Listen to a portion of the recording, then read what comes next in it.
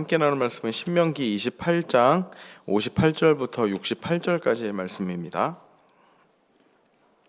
신명기 28장 58절에서 68절까지의 말씀 함께 나누도록 하겠습니다. 교독하도록 하겠습니다. 내가 만일 이 책에 기록한 이 율법의 모든 말씀을 지켜 행하지 아니하고 내 하나님 여호와라 하는 영화롭고 두려운 이름을 경외하지 아니하면 여호와께서 내 재앙과 내 자손의 재앙을 극렬하게 하시리니 그 재앙이 크고 오래고 그 질병이 중하고 오래일 것이라. 여호와께서 내가 두려워하던 애굽의 모든 질병을 내게로 가져다가 내 몸에 들어붙게 하실 것이며 또 이 율법책에 기록하지 아니한 모든 질병과 모든 재앙을 내가 멸망하기까지 여호와께서 내게 내리실 것이니 너희가 하늘의 별같이 많을지라도 내 하나님 여호와의 말씀을 청종하지 아니하므로 남는 자가 얼마 되지 못할 것이라. 여호와께서 너희에게 선을 행하시고 너희를 번성하게 하시기를 기뻐하시던 것 같이 이제는 여호와께서 너희를 망하게 하시며 멸하시기를 기뻐하시리니 너희가 들어가 차지할 땅에서 뽑힐 것이요 여호와께서 너를 땅 이 끝에서 저 끝까지 만민 중에 흩으시리니 내가 그곳에서 너와 내 조상들이 알지 못하던 목석 우상을 섬길 것이라. 그 여러 민족 중에서 내가 평안함을 얻지 못하며 내 발바닥이 쉴 곳도 얻지 못하고 여호와께서 거기에서 내 마음을 떨게 하고 눈을 쇠하게 하고 정신을 산란하게 하시리니 내 생명이 위험에 처하고 주야로 두려워하며 내 생명을 확신할 수 없을 것이라. 내 마음의 두려움과 눈이 보이는 것으로 말미암아 아침에 이르기를 아하 저녁이 되었으면 좋겠다 할 것이요 저녁에는 이르기를 아하 아침이 되었으면 좋겠다 하리라. 함께 있습니다. 여호와께서 너를 배에 싣고 그 전에 내게 말씀하여 이르시기를 내가 다시는 그 길을 보지 아니하리라 하시던 그 길로 너를 애굽으로 끌어가실 것이라. 거기서 너희가 너희 몸을 적군에게 남녀종으로 팔려 하나 너희를 살 자가 없으리라. 아멘. 오늘 본문은요 지금까지 언급되었던 저주들을 다시 한번 요약하면서 정리를 하고 있습니다. 앞에 계속 이제 하나님께서 이제 내리실 저주에 대한 내용이 이어졌었는데 그 내용을 요약하고 있는 겁니다. 그 내용을 나열해 보면 이렇습니다. 가장 먼저는 이스라엘에게 질병이 임할 거고요. 또 인구가 쇠퇴할 것이고 또 약속의 땅에서 쫓겨나게 될 것이고 또 우상을 숭배하는 삶의 궁핍함에 대해서 기록을 하고 있습니다. 그리고 이스라엘이 두려움에 사로잡히게 될 것이고 또 타국에서 불안한 삶을 살게 될 것입니다. 마지막으로 이집트의 노예 생활로 돌아갈 것에 대한 내용이 기록이 되어 있습니다. 그런데 지금까지 제가 말씀드린 이제 이 오늘 본문을 요약한 내용을 말씀드린 건요. 모두 이집트를 떠날 때 애굽에서 나올 때 하나님께서 이스라엘에게 약속하신 축복을 저주로 거꾸로 반전을 시킨 겁니다. 오늘 본문에 이제 이스라엘에게 질병이 이제 임한다고 기록이 되어 있는데 원래는 이스라엘의 원수들에게 질병이 임할 것이라고 하나님께서 말씀하셨죠. 그리고 또 인구 쇠퇴에 대한 얘기도 오늘 본문을 통해 말씀하셨습니다. 그러나 하나님께서는 아브라함을 통해서 자녀들이 별과 같이 많아질 것이라고 인구 번성에 대한 약속을 해주셨죠. 그리고 또 약속의 땅에서 쫓겨날 것이라고 오늘 저주하셨습니다. 그러나 하나님께서는 거듭거듭 약속의 땅에 대한 기대감을 하나님의 백성들에게 주셨습니다.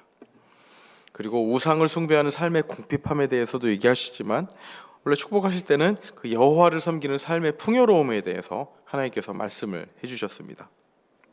그리고 이스라엘이 두려움에 사로잡힐 것이라고 오늘 본문은 이야기합니다. 그러나 원래는 열방이 세계 모든 나라들이 이스라엘을 두려워할 것이라고 말씀하셨죠. 그리고 타국에서 불안한 삶을 살게 될 것이라고 하셨지만 원래는 하나님께서는 약속의 땅에서 오래 살 것을 말씀하셨습니다. 그리고 이집트의 노예 생활로 돌아갈 것이라고 말씀하시지만 원래는 이집트의 노예 생활에서 자유하게 될 것이라고 하나님께서는 말씀하셨죠. 즉 신명기 말씀은요 복의 길 그리고 저주의 길이 각각 무엇인지를 반복적으로 확인을 시켜주고 있습니다. 비단 이 신명기 말씀뿐만 아니라 성경에서 이야기하는 것이 요약한다면 이 내용일 것 같습니다. 하나님을 믿는 길은 복의 길이고 하나님이 없는 인생은 저주의 길이다. 이 내용을 반복하고 있는 게 아닌가라는 생각이 듭니다.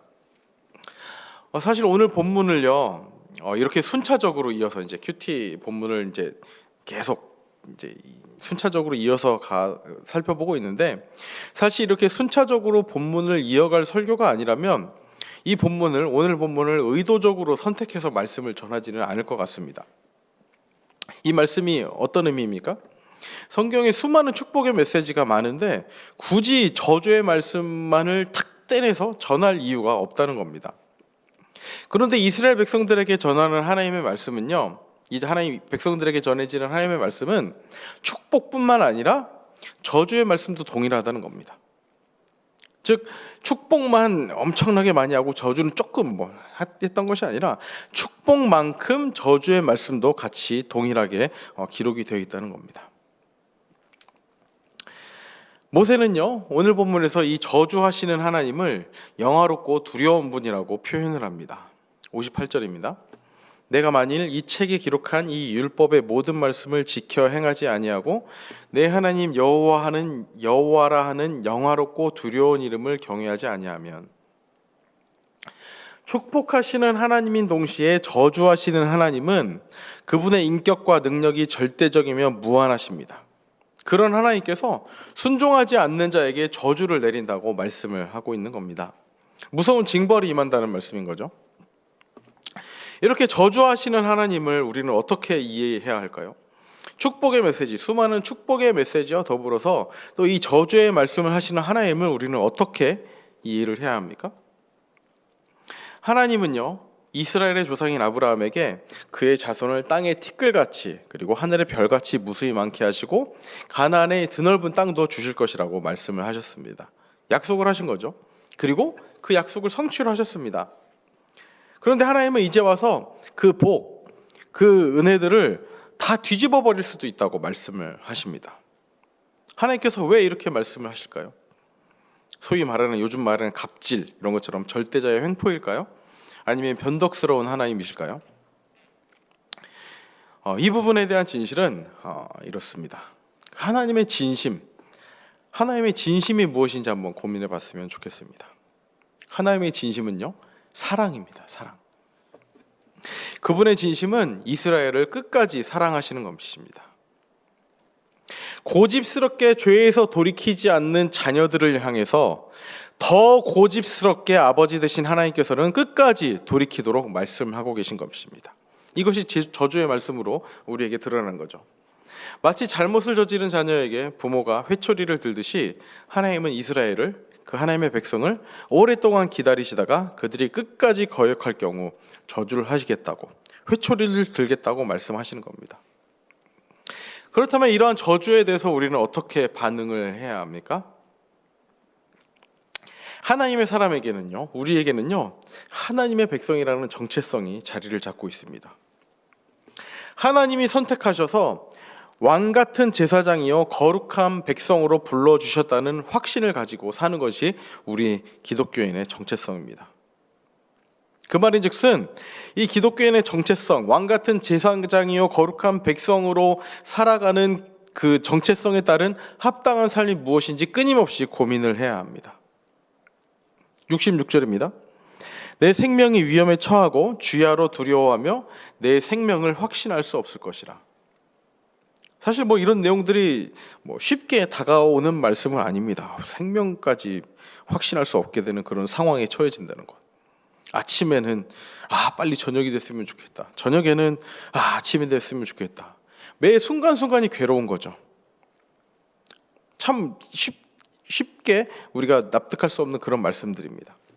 그렇지만 하나님께서 우리의 생명을 위협해 가시면서까지, 생명에 위협을 해 가시면서까지 이렇게 말씀을 하시는 이유가 무엇입니까? 우리 마음속에 있는, 사람의 마음속에 있는 죄의 뿌리가 단순하지 않다는 것을 경고하시는 겁니다. 명확하죠? 죄의 싹은 사망이라고 하나님께서 말씀하십니다. 하나님께서는 그의 자녀들이 죄를 향해 달려가는 것을 그냥 지켜보고 계신 분이 아니라는 사실입니다.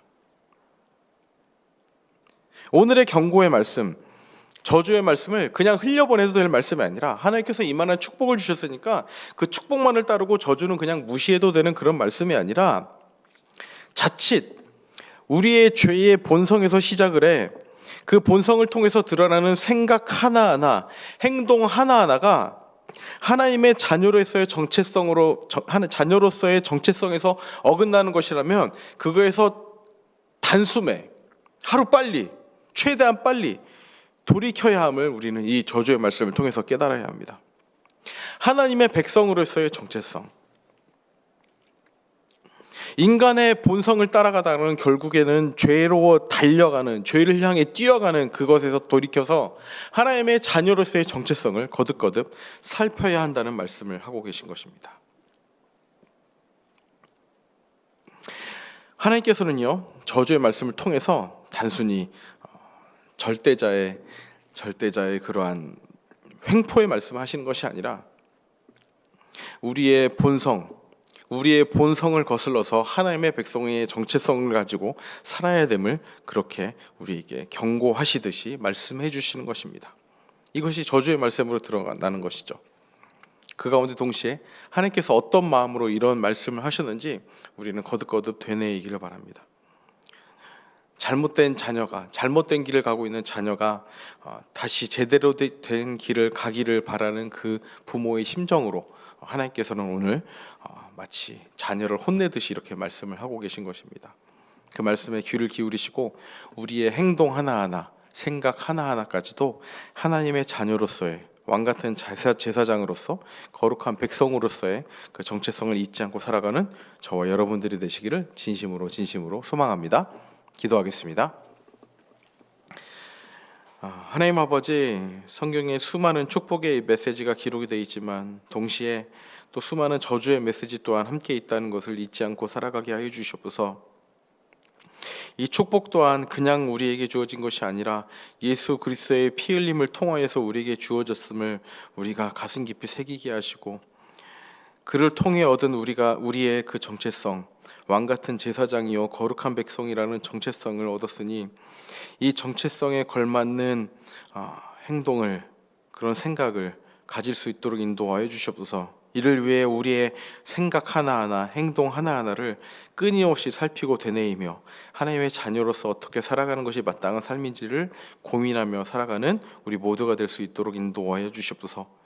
하나님께서 말씀하신 이 저주의 메시지를 그냥 한 귀로 듣고 한 귀로 흘려보내는 것이 아니라 나에게 맞닥뜨릴 수 있는 저주의 메시지임을, 내가 하나님의 백성으로서의 정체성을 잊고 살아갈 때 임할 수 있는 그런 저주임을 마음에 새기고 그렇게 하나님을 향해 달려가는, 죄를 향해 달려가는 그 죄된 습성에서 돌이켜 하나님을 향해 달려가는 우리 모두가 될 수 있도록 인도하여 주시옵소서. 감사드리며 예수님의 이름으로 기도합니다.